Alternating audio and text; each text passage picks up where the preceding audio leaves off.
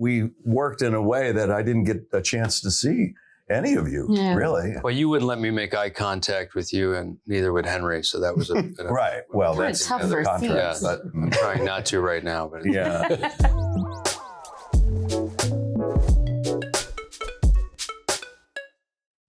Hi, I'm Bryce Dallas Howard, and welcome to Entertainment Weekly's Around the Table with Argylle. You and I, we're not so different. Agent Argylle. Little help? Hold on.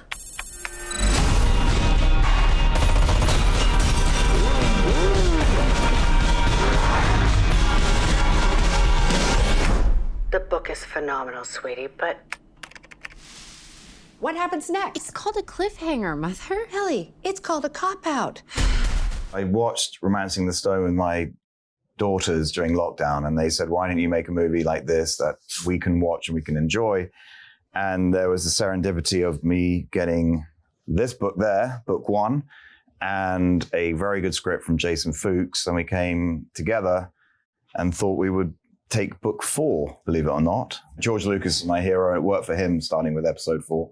So we started with book 4, and it gave birth to all these lovely, amazing characters/actors, or actors/characters, probably is a better way of describing you guys. The movie is really a story for me about old school cliche superhero style super spies, which this gentleman here embodies. Thank you very much. And I've been sadly a big cliche of that, but I love super spies. Honestly, with this, I just followed Matthew's input because he's clearly insane, and there's no way I could have kept up with him or got ahead of him. There's a quote from Roger Moore saying James Bond is possibly the world's worst spy, because who, as a spy, walks into a room and they say, hello, Mr. Bond, would you like knows exactly what drink they have, what cologne they wear. You know, spies are meant to walk in, not be noticed. And I say this with all respect to this genius actor, Mr. Rockwell, who knows how to be a chameleon and to slide in and just fit into the background with camouflage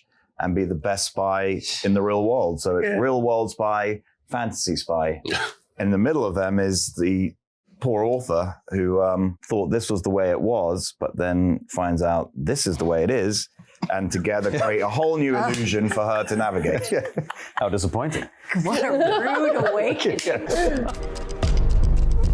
Whoa, hey, there's a cat in there. Oh my God, you're Elly freaking Conway. Author of the Argylle series, Elly Conway. I am such a fan. Oh yeah? What is it you do? espionage. Would you sign my book? Here we go.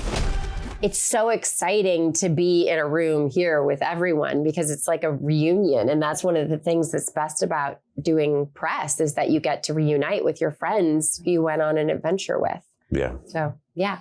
But I want to answer for all you guys. I was excited. I think it just makes it easier when you're surrounded by a group of capable professionals. You feel comfortable. You allow yourself to be vulnerable. You can take risks. You can swing big. And that's what's great about Matthew assembling such an all-star cast. It takes the edge off and takes the nerves off and lets you make a good project.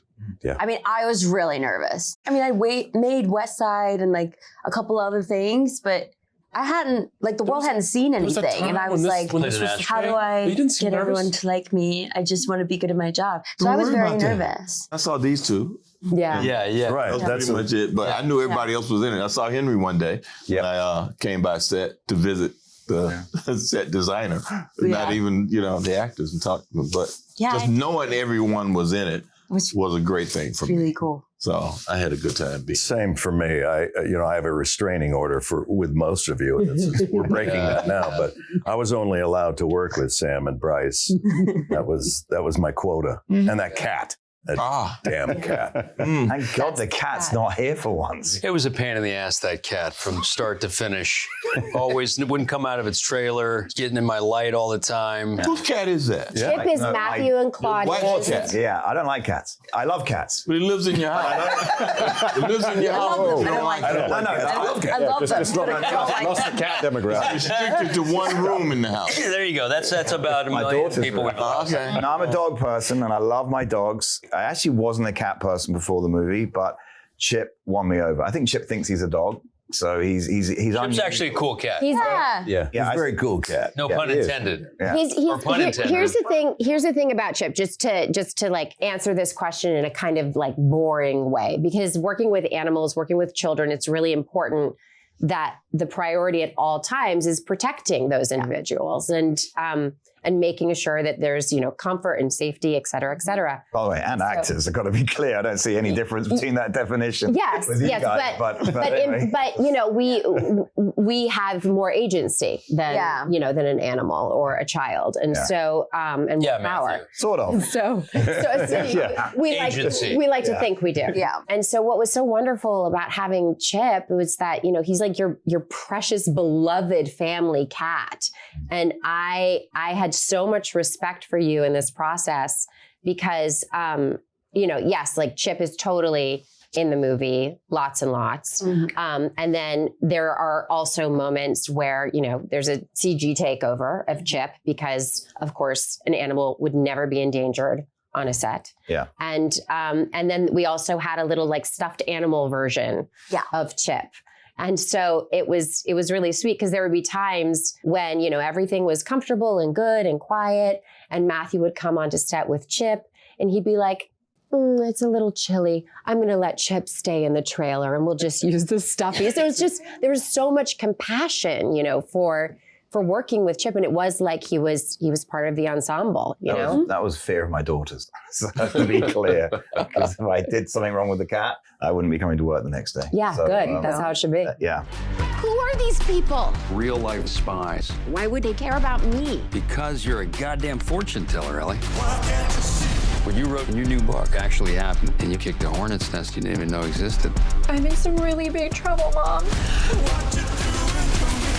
Oh, so now you're experimenting with drugs. I want all assets on them now. I need her to write the next chapter. I think Ritter is a little misunderstood. He likes control. He likes to bring everybody under the same roof, have the same agenda.